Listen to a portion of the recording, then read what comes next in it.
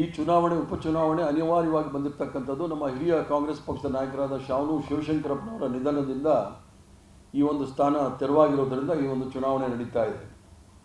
ಈ ಚುನಾವಣೆಯಲ್ಲಿ ಕಾಂಗ್ರೆಸ್ ಪಕ್ಷವು ಸಹ ನಮ್ಮ ಅಭ್ಯರ್ಥಿಯಾಗಿ ಶಾವನೂರು ಸಮರ್ಥರನ್ನ ಅಭ್ಯರ್ಥಿಯಾಗಿ ಕಣದಲ್ಲಿ ಇಳಿಸಿ ಅವರಿಗೆ ಮತಯಾಚನೆ ಮಾಡಲು ನಾವೆಲ್ಲರೂ ಸಹ ಬಂದಿದ್ದೇವೆ. ಕಾಂಗ್ರೆಸ್ ಪಕ್ಷಕ್ಕೆ ಯಾಕೆ ಮತ ಕೊಡಬೇಕು ಅನ್ನೋದು ತಾವು ಯೋಚನೆ ಮಾಡಬೇಕಾಗುತ್ತೆ. ನಾನು ಈಗಾಗಲೇ ಪ್ರಾರಂಭ ಮಾಡೋ ಸಂದರ್ಭದಲ್ಲಿ ಹೇಳಿದೆ, ದಾವಣಗೆರೆ ಶಾಂತಿ ಮತ್ತು ಸೌಹಾರ್ದತೆಗೆ ಹೆಸರುವಾಸಿಯಾದಂಥ ಈ ಒಂದು ನಗರದಲ್ಲಿ ಕೆಲವು ಶಕ್ತಿಗಳು ಆ ಶಾಂತಿ ಮತ್ತು ಸೌಹಾರ್ದತೆಯನ್ನು ಕೆಡವಲಿಕ್ಕೆ ಪ್ರಯತ್ನ ಮಾಡ್ತಕ್ಕಂಥ ವಿಚಾರದಲ್ಲಿ ನಾವೆಲ್ಲರೂ ಸಹ ಎಚ್ಚರವಾಗಿರಬೇಕಾಗಂತ ನನ್ನ ಅನಿಸಿಕೆ. ತಾವು ಹೇಳ್ಬೋದು, ಭಾರತೀಯ ಜನತಾ ಪಾರ್ಟಿಯವರು ಮತ್ತು ಕಾಂಗ್ರೆಸ್ ಪಕ್ಷದವರು ಈಗ ಜನತಾದಳ ಭಾರತೀಯ ಜನತಾ ಪಾರ್ಟಿಯವರ ಜೊತೆ ಇರೋದರಿಂದ ಎಲ್ಲರೂ ಸಹ ಈ ಒಂದು ದಕ್ಷಿಣ ಕ್ಷೇತ್ರ ಇರ್ಬೋದು ಅಥವಾ ಬಾಗಲಕೋಟ್ನಲ್ಲಿ ಎಲ್ಲ ಕಾಂಗ್ರೆಸ್ ಪಕ್ಷದ ಮುಖಂಡರು ನಾಯಕರು ಇದ್ದಾರೆ ಅಂತ ಹೇಳಿ, ನಾವೊಂದು ರಾಜ್ಯದ ಮುಖ್ಯಮಂತ್ರಿಗಳು ಮಂತ್ರಿಗಳು ನಾಯಕರೆಲ್ಲರೂ ಸಹ ಒಂದು ಉಪಚುನಾವಣೆಯಲ್ಲಿ ನಮ್ಮ ಕಾಂಗ್ರೆಸ್ ಪಕ್ಷದ ಸರ್ಕಾರ ಜನಸಾಮಾನ್ಯರಿಗೆ ಏನು ಮಾಡಿದೆ ಅನ್ನೋದನ್ನು ಭಾಳ ಸ್ಪಷ್ಟವಾಗಿ ಹೇಳಲಿಕ್ಕೆ ಮತ್ತು ಸಂದೇಶವನ್ನು ಕೊಡಲಿಕ್ಕೆ ನಾವೆಲ್ಲರೂ ಸಹ ಬಂದು ಪ್ರಯತ್ನ ಮಾಡ್ತಾ ಇದ್ದೀವಿ. ಇಷ್ಟೊಂದು ಜನ ಬರಬೇಕಾ ಅನ್ನೋದು ಒಂದು ಸಂಶಯ ತಮ್ಮಲ್ಲಿ ಬಂದರೆ ಕಾರಣ ಇಷ್ಟೇ, ಭಾರತೀಯ ಜನತಾ ಪಾರ್ಟಿಯವರು ಯಾವ ಸಂಘಟನೆಯ ಅವರ ಸೂತ್ರಧಾರ ಸಂಘಟನೆ ಯಾವುದಿದೆ, ರಾಷ್ಟ್ರೀಯ ಸುಳ್ಳು ಸಂಘಟನೆ ಅಂತೇಳಿ ಇದೆ, ಅದರ ಮೂಲಕ ವದಂತಿಗಳನ್ನು ಸುಳ್ಳುಗಳನ್ನು ಹಬ್ಬಿಸಿ ಕಾಂಗ್ರೆಸ್ ಪಕ್ಷದ ವಿರುದ್ಧ ಪ್ರಚಾರವನ್ನು ಮಾಡ್ತಾರೆ. ಈಗಾಗಲೇ ನಮ್ಮ ಪಕ್ಷದ ಅಧ್ಯಕ್ಷರಾಗಿದ್ದಂಥ ಶಿವಕುಮಾರ್ ಅವರು, ಮಾನ್ಯ ಮುಖ್ಯಮಂತ್ರಿಗಳಾಗಿರ್ತಂಥ ಸಿದ್ದರಾಮಯ್ಯನವರು ಮತ್ತು ಅವರೆಲ್ಲ ಸಹೋದ್ಯೋಗಿಗಳು ಸಹ ಬಂದು ಇಲ್ಲಿ ಪ್ರಚಾರ ಮಾಡ್ತಾ ಇದ್ದಾರೆ. ಆದರೆ ಕೆಲವರು ಹೇಳಿಕೆಗಳನ್ನು ಸಹ ನೋಡಿದೆ. ನಮ್ಮ ಈಗ ತಾನೇ ಭಾರತೀಯ ಜನತಾ ಪಾರ್ಟಿ ಅಧ್ಯಕ್ಷರಾದ ವಿಜೇಂದ್ರರವರು ಹೇಳ್ಬಿಟ್ಟು ಹೋದ್ರಂತೆ, ಕಾಂಗ್ರೆಸ್ ಪಕ್ಷದವರು ಕೇವಲ ವೋಟ್ ಬ್ಯಾಂಕ್ ಆಗಿ ಅಲ್ಪಸಂಖ್ಯಾತರ ಉಪಯೋಗ ಮಾಡ್ತಾ ಇದ್ದಾರೆ ಅಂಥೇಳಿ. ಈ ಮೊಸಳೆ ಕಣ್ಣೀರು ಯಾಕೆ ಬಿಡ್ತಾ ಇದ್ದಾರೆ ವಿಜೇಂದ್ರ ಅನ್ನೋರು ನನಗೆ ಗೊತ್ತಾಗ್ತಾ ಇಲ್ಲ.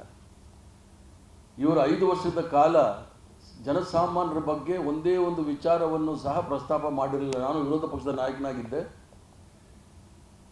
ಬೊಮ್ಮಾಯಿನವರು ಬಂದ ನಂತರ ನಿರಂತರವಾಗಿ ಹಲಾಲು, ಹಜಾನು, ಹಿಜಾಬು ಮತ್ತು ಅಲ್ಪಸಂಖ್ಯಾತರ ಜೊತೆ ವ್ಯಾಪಾರ ಮಾಡಬಾರ್ದು, ಅಲ್ಪಸಂಖ್ಯಾತರನ್ನ ದೇವಸ್ಥಾನದ ಹತ್ರ ಬಿಡಬಾರ್ದು, ಯಾರು ಏನು ತಿನ್ನಬೇಕು ಅಂತ ಹೇಳ್ತಂದವರು ಅಲ್ಪಸಂಖ್ಯಾತರಿಗೇನಾದರೂ ವಿಜೇಂದ್ರ ಅವ್ರು ಹೇಳಿರೋದು ಒಂದೇ ಹಾಸ್ಯಾಸ್ಪದ. ಅವ್ರು ಹೇಳಿದ್ರಂತೆ, ಏನಿದ್ರು ಅಲ್ಪಸಂಖ್ಯಾತರ ರಕ್ಷಣೆ ಮಾಡ್ತಕ್ಕಂಥದ್ದು ಭಾರತೀಯ ಜನತಾ ಪಾರ್ಟಿ ಅಂತೇಳಿ. ಅದು ಯಾವ ಡಿಕ್ಷನರಿನಲ್ಲಿ ಹೇಳಿದಾರೋ ನನಗೆ ಗೊತ್ತಿಲ್ಲ. ಅವರ ಮುಖ್ಯಸ್ಥ ನರೇಂದ್ರ ಮೋದಿಯವರು, ತಾವೆಲ್ಲ ಮರ್ತಿರಬೇಕು, ಕಪಡೆ ಸೆ ಪಹಚಾನೋ, ಶಕಲ್ ಸೆ ಪಹಚಾನೋ, ಮತ್ತು ಮಂಗಲ್ ಸೂತ್ರ ಏನು ಬೇಕು, ಮಟನ್ ಮछली ಎಲ್ಲ ಹೇಳ್ಕೊಂಡು ಚುನಾವಣೆ ಸಂದರ್ಭದಲ್ಲಿ ಮಾಡ್ತಾ ಇದ್ದಿದ್ದು ಯಾರ ವಿರುದ್ಧ ಅನ್ನೋದನ್ನು ವಿಜೇಂದ್ರ ಅವ್ರಿಗೆ ಗೊತ್ತಿಲ್ಲ ಅಂತ ಕಾಣುತ್ತೆ. ಅವ್ರು ಇನ್ನೂ ಭಾರತೀಯ ಜನತಾ ಪಾರ್ಟಿಯ ನರ್ಸರಿನಲ್ಲಿ ಇನ್ನೂ ಇದ್ದಾರೆ. ಅವ್ರಿಗಿನ್ನೂ ಸಹ ಪ್ರೈಮರಿ ಸ್ಕೂಲು ಮಿಡಲ್ ಸ್ಕೂಲ್ಗೂ ಬಂದಿಲ್ಲ ಭಾರತೀಯ ಜನತಾ ಪಾರ್ಟಿನಲ್ಲಿ. ಅವರ ತಂದೆಯ ಆಶೀರ್ವಾದದಿಂದ ಅವರ ಅಧ್ಯಕ್ಷ ಸ್ಥಾನದಲ್ಲಿ ಇದ್ದಾರೆ ವಿನಃ ಯಾವ ವಿಚಾರದಲ್ಲಿ ಭಾರತೀಯ ಜನತಾ ಪಾರ್ಟಿ ಇದೆ ಅನ್ನೋದು ಸಹ ನೋಡಿಲ್ಲ. ಹಿಂದಿನ ನಾವು ಯಾರನ್ನೂ ಸಹ ತೆಗೆದಾಕಿಲ್ಲ. ನಮ್ಮ ಹೇಳಿಕೆ ಇಷ್ಟೇ, ಹಿಂದಿ ನಮ್ಮ ತಲೆ ಮೇಲೆ ಹಾಕಬೇಡಿ ಅಂತ ಹೇಳಿ. ಆ ಹಿಂದಿ ಕಡ್ಡಾಯ ಇದೆ, ಅದನ್ನು ಯಾರೂ ತೆಗೆದಾಕಿಲ್ಲ. ಆದರೆ ಅದರ ಅಂಕಗಳ ವಿಚಾರದಲ್ಲಿ ಸರ್ಕಾರ ತೀರ್ಮಾನ ತೆಗೆದುಕೊಂಡಿದೆ.